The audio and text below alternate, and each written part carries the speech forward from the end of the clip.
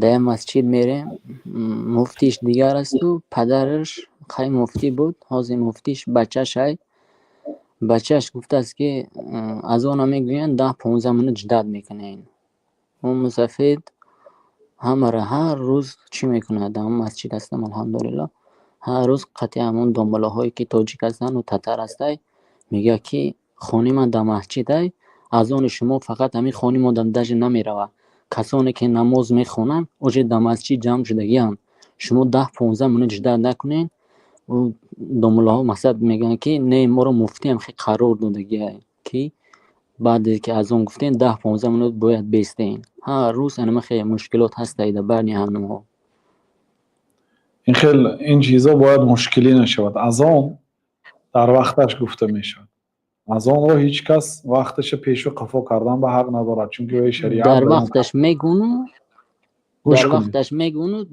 فهمیدم. خب از آن از جانب شریعت اعلام شده است، اما قومت در دست امام است.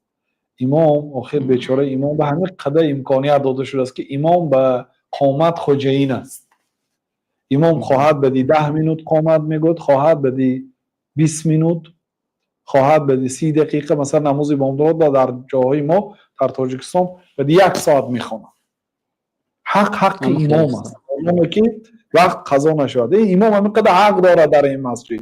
او از آن نمیتوند که گوید که ساعتش تغییر کرد. این از آن شریعت معین کرده است، اما قومت حواله به امام است، بنابراین امام اطاعت کرده میشه.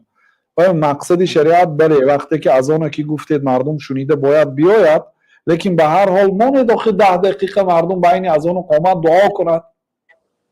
پیامبر صلی الله علیه و سلم میگن که بین از آن و قومت دعا رد نمیشد. یکی از موضع هایی که مردم همین وقت ضایع میکنن دعا قبول میشد بین از آن و قومت. و از آن گوید در حال قومت گوید شما همین فرصت از مردم گرفتید. نماند مردم 2 رکعت نماز تحیات مسجد خواند، 2 رکعت نماز خواند. بین کل اذانین صلاتون، بین هر یک 2 اذان نماز است. گفتن پیامبر صلی الله علیه و سلم 2 اذان به معنای 2 اعلان، یعنی قامت و اذان. در بین هر یک اذان و قامت 2 رکعت نماز خواندن در کار اصلا سنت است، خوب است. نماز خواند، دعا کند. حال همین وقتا مردم با تلفن میگذرانند چه خبر است. آخه مسجد آمدی به نزد الله آمدی، این وقتی تلفن نیست. بین اذان و قامت مشکلات حل میشد، کار و بارات حل میشد. یعنی هم تلفن تمام مثلا فهمیدید.